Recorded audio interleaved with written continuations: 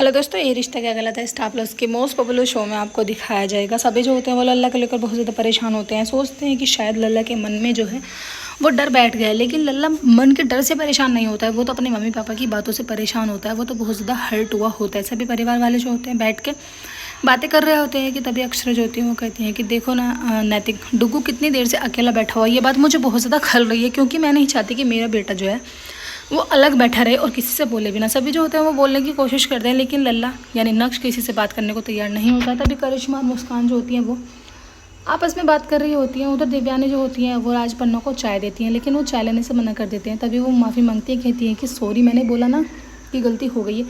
और माँ बाप की जो केयर होती है वो जायज़ होती है अपने बच्चे के प्रति। नैतिक जो होते हैं वो कहते हैं कि मेरे हिसाब से तो इन्हें काउंसलर को दिखा लेना चाहिए। उधर अब देखेंगे जो अभिमन्यु के घर वाले होते हैं वो शादी की बात करने के लिए मतलब शादी की बात कर रहे होते हैं। कहते हैं कि अगर वहाँ पे हमें अच्छा ट्रीटमेंट नहीं मिला और अच्छा कपड़ा नहीं मिला तो हम वहाँ से बारात लेके ही वापस आ जाएंगे। फिर करते रहना जो तुझे अकेले करना होगा। उधर आप देखेंगे मुस्कान जो होते हैं बहुत ज़्यादा खुश होती हैं, क्योंकि उन्हें अपनी खुद की शादी की शॉपिंग करने के लिए अपने ससुराल वालों के साथ जाना होगा। उधर नैतिक और अक्षरा जो होते हैं वो बैठ के बात कर रहे होते हैं। कहते हैं कि हमें तो समझ नहीं आता कि आखिर डुग्गू के साथ हो क्या रहा है। उधर आप देखेंगे डुग्गू जो होता है उसे अक्षरा बैठ के बात करने की कोशिश करती है। कहती है कि बेटा तुम कब से चुप बैठे हो, मेरा बिल्कुल भी मन नहीं लग रहा। और तुम्हारी बहन छोटी आपको कितना मिस कर रही है तुम्हारी बाबू। तभी जो डुग्गू होते हैं वो खड़े होते हैं और कहते हैं कि ये मेरी बहन नहीं है, मैं इससे नफरत करता हूँ, ना कि मैं इससे प्यार करता हूँ। तुम भी मेरे मम्मी पापा नहीं हो। ये बात सुनकर मानो अक्षरा और नैतिक जो होते हैं वो हिल जाते हैं, पैरों के नीचे की ज़मीन निकल जाती है कि आखिर हमारा बच्चा ऐसे कैसे जवाब दे के चला गया। नैतिक जो होते हैं वो कहते हैं कि कोई बात नहीं अक्षरा, तुम थोड़ा शांत रहो। लेकिन अक्षरा जो होती हैं वो एकदम से पागल हो जाती हैं। कहती है कि नहीं नैतिक, तुम्हें नहीं पता कि मेरे बेटे ने इतनी बड़ी बात आखिर बोली कैसे, आखिर क्या चल रहा है इसके मन में। सभी परिवार वाले परेशान हो जाते हैं कि आखिर इतनी बड़ी बात हमारे लल्ला ने बोली तो बोली कैसे। वो अपने मम्मी पापा को मानने से ही इनकार कर रहा है। उधर अक्षरा के मायके में सब जो होते हैं वो अपने बिजली वगैरह की फिटिंग जो होती है उसको चेक कराते हैं, पानी वगैरह की, कि कहीं कोई हादसा ना हो जाए। इसलिए अभी हर 6 महीने बाद इस चीज़ को चेक कराया करेंगे, ये जिम्मेदारी ले लेते हैं। उधर रुक्मणी बहन जो होती हैं वो आ जाती हैं। हादसे के बारे में सुनकर आगे पहले तो खूब ज़्यादा बात करती हैं, फिर पूछते हैं कि आखिर तुम्हारी मुस्कान का रिश्ता हो कौन से गाँव में। जैसे वो गाँव का नाम बताते हैं, कहती कि अरे वो तो मेरा ननिहाल है।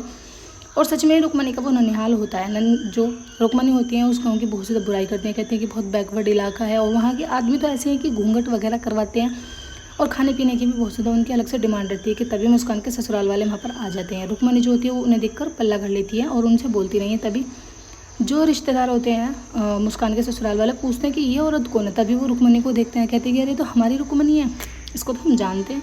तभी इन दोनों की बीच में बातचीत होने लगती है। रुक्मणी जो होती है फिर से पलट जाती है, उनकी तारीफ करने लगती है। कहती है कि बहुत अच्छा परिवार है, इनको तो 7 गाँव के लोग वहाँ पर जानते हैं, बहुत अच्छी उठ बैठ है इनकी, और ये तो प्रधान भी रह चुके हैं। रुक्मणी की ये बातें सुनकर करिश्मा जो होते हैं वो अपनी सास से कहती है कि कैसी हैं ये आंटी, 1 मिनट में बदल जाती हैं। मुझे तो इनसे बिल्कुल भी बात करना अच्छा नहीं लगता, मुझे तो बिल्कुल भी अच्छी नहीं लगती हैं। खैर सभी मुस्कान के ससुराल वाले जो होते हैं वो डुग्गू पर सवाल उठाते हैं। कहते हैं कि ये बेटा क्यों नहीं बोल रहा है, आखिर ये इतना चुप चुप कैसे, ये तो बोलते हुए ही अच्छा लगता है। सभी फिर इनको हादसे के बारे में पता चलती है। ये अपने बेटे से कहते हैं कि अभिमन्यु से तुम्हें इतने बड़े हादसे के बारे में पता चलो, तुमने हमें बताया नहीं। हम इस बात से बहुत ज़्यादा नाराज़ है, क्योंकि अभी हमारा परिवार है, हमें इस परिवार के सुख दुख में हर में शामिल होना होगा। खैर सभी लोग जो होते हैं वहाँ से चले जाते हैं। नैतिक सोचते हैं कि क्यों ना मैं डुग्गू के पास बैठकर ही काम करूँ। जैसे वो डुग्गू के पास जाते हैं कि डुग्गू वहाँ से उठ के चले जाते हैं। कहते हैं कि मुझे किसी के साथ कोई काम नहीं करना, ना मुझे किसी से कोई बात करनी है। तभी नमन जो होते हैं वो अपने भैया को बुलाने के लिए चले जाते हैं। कहते हैं कि भैया चलो एक बारी हमें बात कर लेनी चाहिए। फिर उसके बाद वो अक्षय के पास जाते हैं। अक्षय कहती है कि क्या हुआ डुग्गू, तुम्हारी बात हुई डुग्गू से। नैतिक जो होते हैं वो कहते हैं कि नहीं, डुग्गू हमसे किसी भी तरीके से कोई बात करने के लिए तैयार नहीं है। एपिसोड की आने कैसी होगी, आने वाले एपिसोड्स में आपको दिखाया जाएगा। डुग्गू जो होता है वो सोते सोते सपने में यही कहता है कि मुझे कोई प्यार नहीं करता, मुझे मम्मा पापा प्यार नहीं करते हैं, मुझे आग के हवाले ये लोग छोड़ के आ गए थे। अक्षर जो होती है ये बात सुनती है और बहुत ज़्यादा परेशान हो जाती है। वीडियो अच्छी लगे लाइक करें, चैनल को सब्सक्राइब करें, आने वाले एपिसोड देखने के लिए बने रहे। Thank you.